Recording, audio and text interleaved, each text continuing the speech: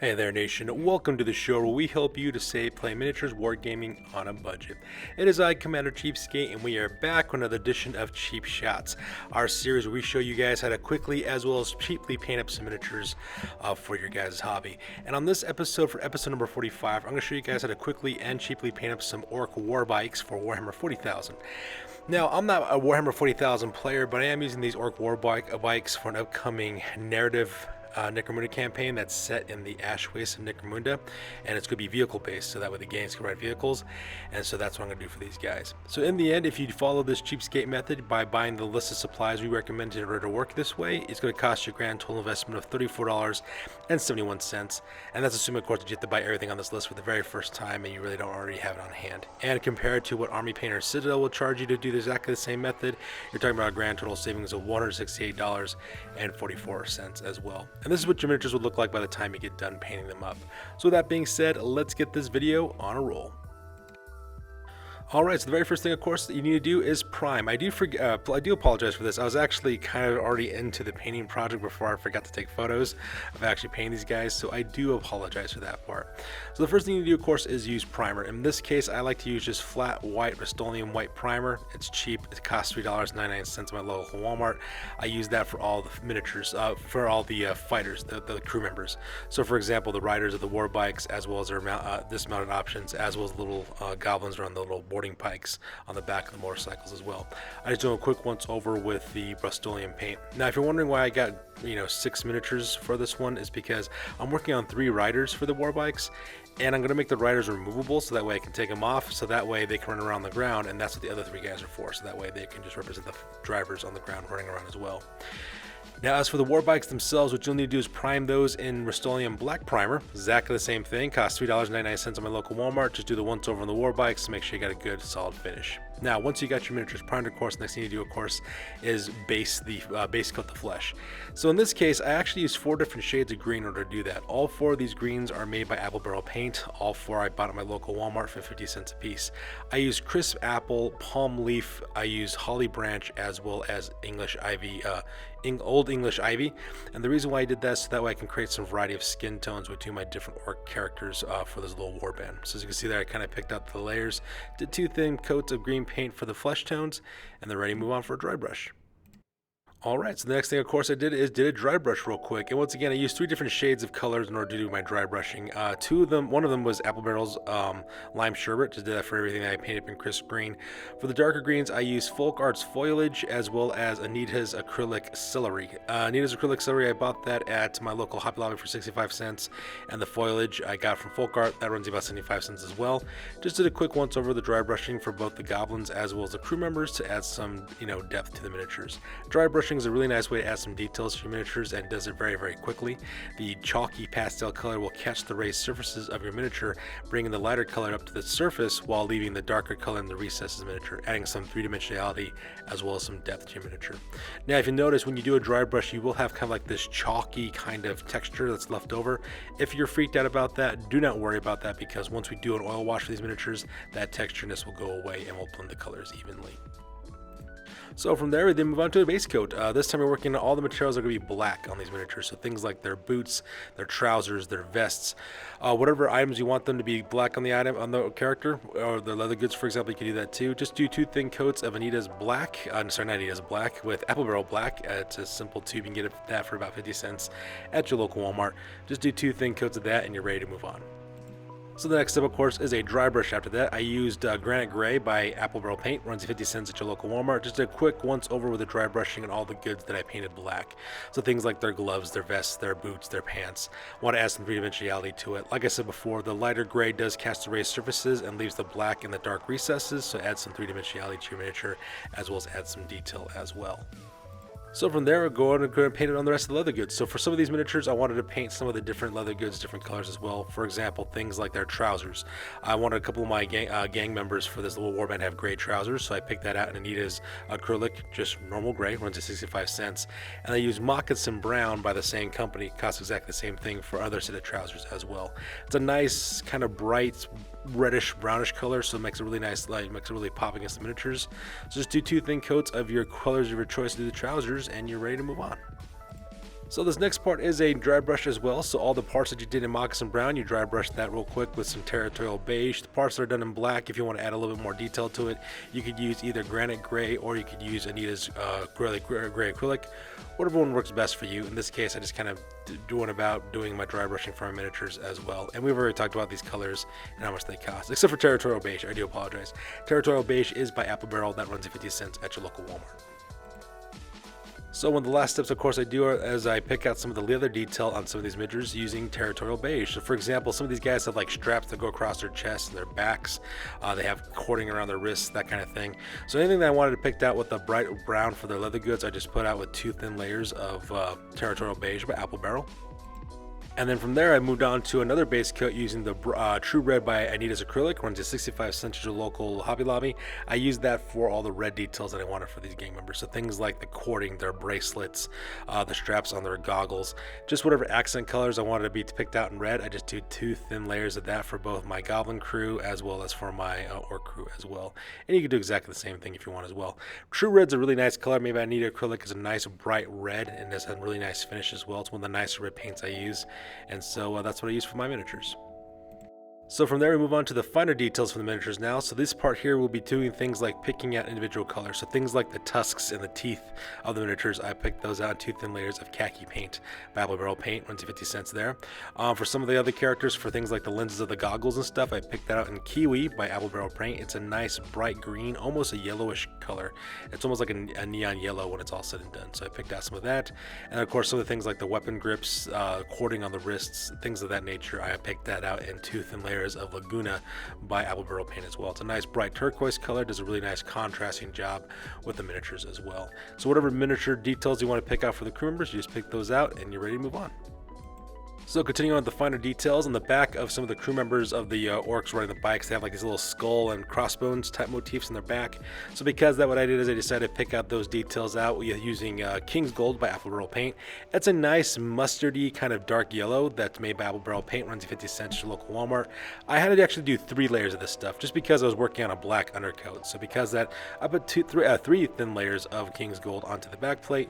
It made it look really cool so that we can see the little skull icons back there.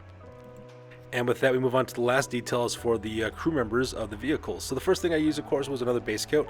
I used bright magenta, and the reason why is because in a little pole vault in the back of one of the motorcycles, one of the goblins there has a little mane on the back of the little icon he's holding on to. So I picked that out with magenta color because it's a bright color as well, and it's really eye-catching. Did 2 thin layers of that, and then of course after that I did all the metal goods. So things that are done in silver, I picked those details out in Gunmetal Gray by Folk Art. All the metallics are done in a goldish color. I picked that out in Pure Gold by Folk Art as well. And for all the coppered metals that I wanted to use for that, I picked that out in 2 thin layers of copper by Folk Art. All 3 of those metallic paints will cost you 75 cents at your local Walmart. So once you get those metallics taken care of, you're pretty much done with the crew. So what the crew is done with, we now move on to the actual war bikes. So now we go on to the war bikes. So after you get done spraying your war bikes that black primer, the next thing you want to do, of course, is do a dry brush with Gunmetal Gray by Folk Art. And what I did for that one, I just did 2 layers of whatever the parts that I wanted to be for all the metallic surfaces. I just did 2 thin dry brushes on that as well. So that way it helps bring out those details and brings out and actually paints a lot of the miniature already. A lot of the superstructure of these vehicles are going to be a Gunmetal Gray anyway, so now we don't have to worry about painting anything silver. All we need to do now is just pick out the details of different colors and things. Now, if you do make a mistake and spill over onto things like the tires, for example, I'm going to leave the tires black. All you got to do is just touch it with some black paint and you're perfectly fine on that part. So it just makes it really, really quick. Just do a quick dry brush with 2 layers of that to whatever desired brightness that you wanted to get this nice kind of worn metallic look on your war bikes. So from there, I then worked on individual color schemes for 2 of the bikes. For 2 of the bikes, I wanted them to have different colors. So the one on the left, I used Anita's Acrylic True Red paint, and the one on the right, I used Yellow by Apple Barrel paint as well. Apple Barrel paint yellow, runs you 50 cents at your local Walmart.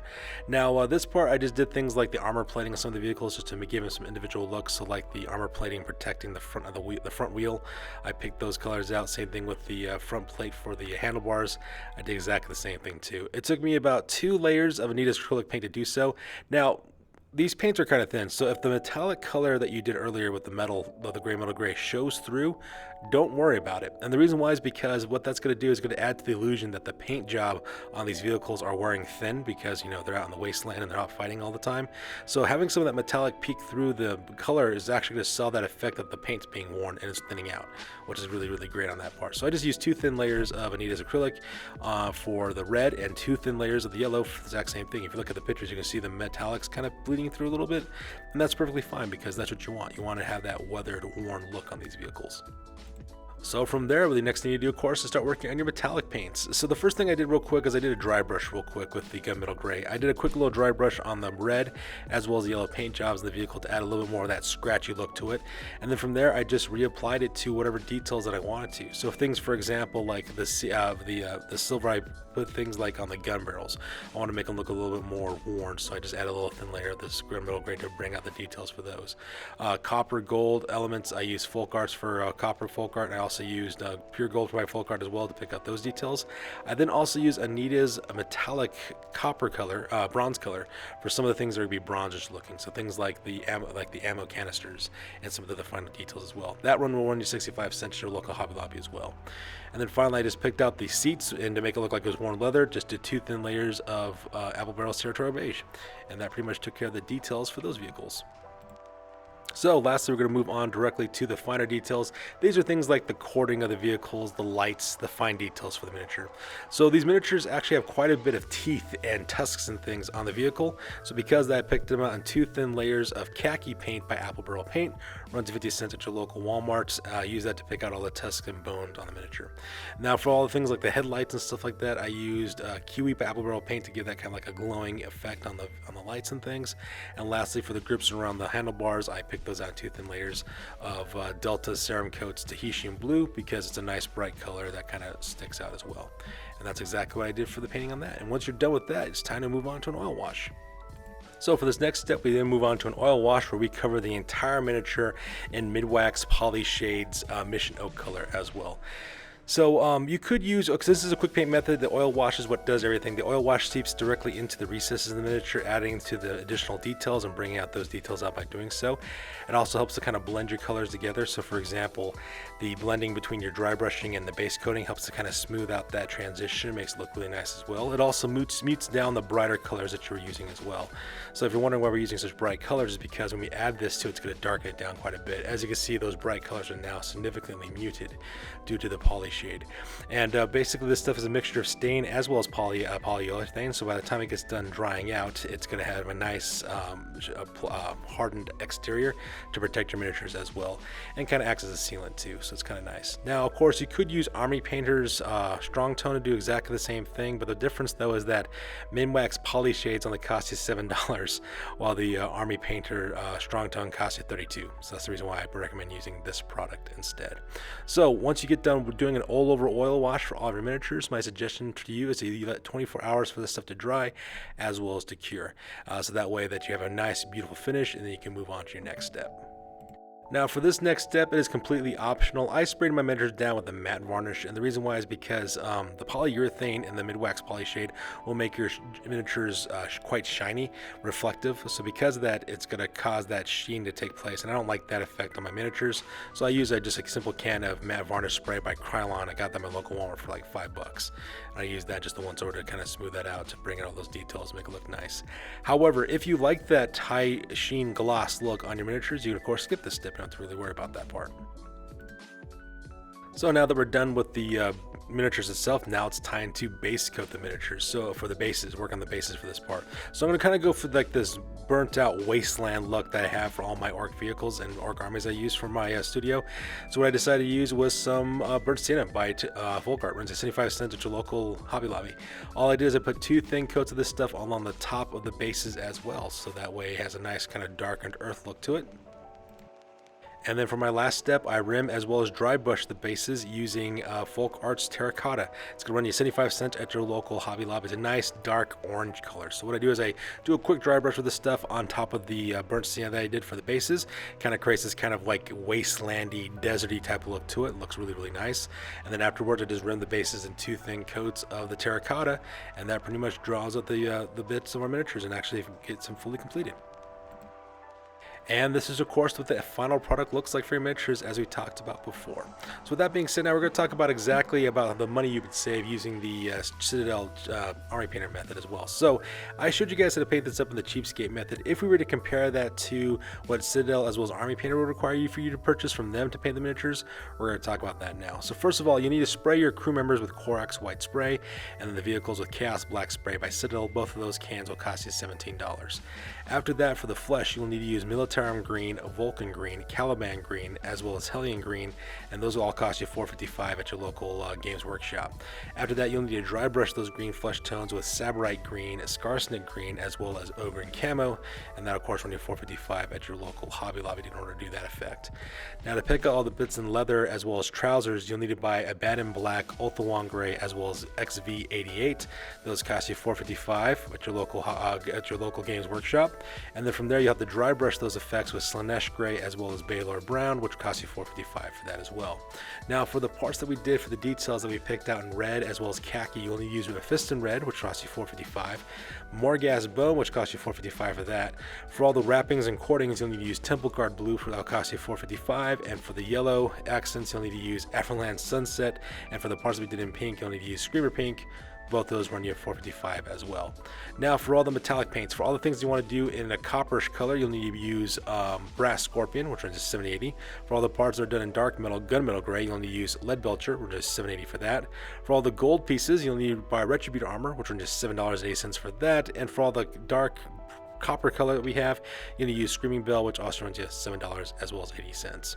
Now once you get done with that, you'll need to do an oil wash using Armor Painter Strong Tone, which runs you $32 for that kit product, and then do a spray over for the varnish, which is optional, but in this case I did that. You'll need to buy a can of Munitorium varnish, runs you $19.50 for that. Now for the bases, you'll need to use Doom Bull Brown in order to do the base work on the top of the bases. That'll cost you $4.55, and then you'll need to dry brush that and then rim the bases with Squig Orange, which runs you $4.55. Now assuming that you buy everything on the Citadel Army Painter list for the very first time in order to do this, you're talking about a grand total investment of $203.15.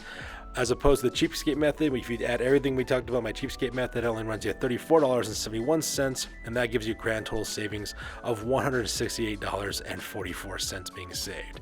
So there you go, ladies and gentlemen. That's the cost-effective way of how to quickly as well as cheaply paint up some Orc war bikes. As always, you guys, please feel free to like, comment, and or subscribe. Your guys' input is invaluable to us as always. Also check us out on Facebook, Instagram, as well as blogger.com for all the latest greatest hobby news related to our channel. That's good for this one, you guys. We will catch you guys next one. Peace out and stay classy.